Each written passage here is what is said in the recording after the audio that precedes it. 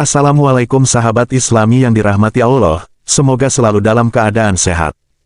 Pada kesempatan ini saya menukil kisah lanjutan tentang Nabi Idris alaihissalam mengunjungi neraka dan surga. Nabi Idris alaihissalam adalah salah satu nabi yang terkenal karena kesalehan dan ketaatannya dalam beribadah. Nabi Idris alaihissalam mendapatkan mukjizat dari Allah, yakni bertamasya ke surga dan neraka. Nabi Idris AS dipuji oleh Allah Subhanahu wa Ta'ala karena dua hal. Pertama, Nabi Idris alaihissalam dijuluki Asad al-Asad, singa dari segala singa, karena berani, gagah, cekatan dalam menunggang kuda, dan tidak pernah berputus asa dalam menjalankan perintah Allah. Kedua, Nabi Idris alaihissalam dijuluki Harmasul Haramisah, ahli perbintangan. Konon, ia menguasai banyak bahasa dan mahir dalam berbagai disiplin ilmu, seperti ilmu perhitungan, ilmu alam, ilmu perbintangan, dan lain sebagainya. Salah satunya diabadikan oleh Allah dalam Al-Quran Surat Maryam ayat 56-57. Artinya, ceritakanlah Nabi Muhammad kisah Idris di dalam kitab Al-Quran. Sesungguhnya dia adalah orang yang sangat benar dan membenarkan lagi seorang nabi. Kami telah mengangkatnya ke martabat yang tinggi. Terdapat beberapa tafsir bahwa martabat yang tinggi berarti adalah peristiwa ketika Allah mengangkat Nabi Idris alaihissalam ke surga setelah kunjungannya. Berikut ceritanya. Mengutip buku kisah luar biasa 25 Nabi dan Rasul karya Heni Nuraini, pada suatu ketika, Nabi Idris alaihissalam didatangi malaikat Israel yang menyamar sebagai seorang laki-laki tampan atas izin Allah Subhanahu wa Ta'ala.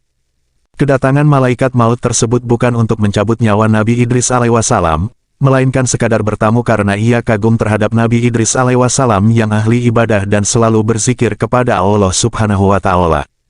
Singkat cerita, Nabi Idris alaihissalam pun menanyakan siapa sebenarnya lelaki tampan yang mengunjunginya itu.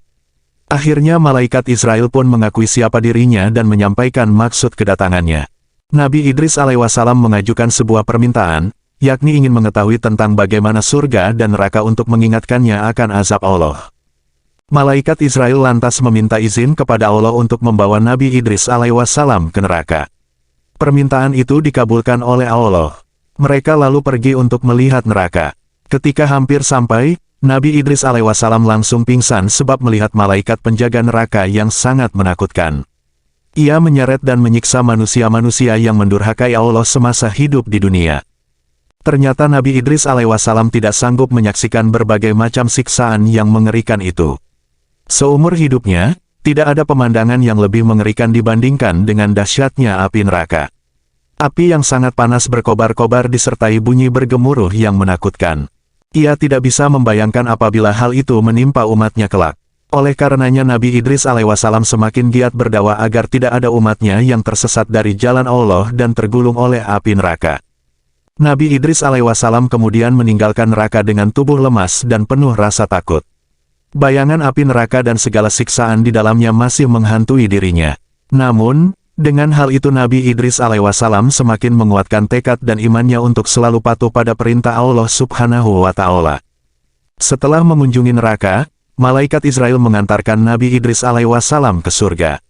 Di sana, ia juga nyaris pingsan. Ahmad Fatih menyebutkan dalam bukunya Menengok Kisah 25 Nabi dan Rasul bahwa Nabi Idris alaihissalam bukan pingsan karena ketakutan melainkan terpesona oleh segala keindahan yang tampak di depan matanya. Nabi Idris alaihissalam melihat sungai-sungai yang begitu bening airnya, seperti kaca. Sementara itu, di pinggir sungai terdapat pohon-pohon yang bagian batangnya terbuat dari emas dan perak. Ia pun melihat-lihat istana yang disediakan untuk para penghuni surga. Sepanjang mata memandang Nabi Idris alaihissalam menemui begitu banyak pohon yang menghasilkan buah-buahan yang segar, ranum, dan harum. Setelah puas berkeliling, malaikat Israel mengajak Nabi Idris alaihissalam untuk pulang ke bumi. Namun, Nabi Idris alaihissalam enggan pulang. Malaikat Israel lantas memberinya peringatan, kamu boleh tinggal di sini setelah kiamat nanti. Setelah semua amal ibadah dihisap oleh Allah Subhanahu wa Ta'ala, barulah kamu bisa menghuni surga bersama para nabi dan orang beriman lainnya. Awalnya Nabi Idris alaihissalam teguh pendirian tidak ingin meninggalkan surga.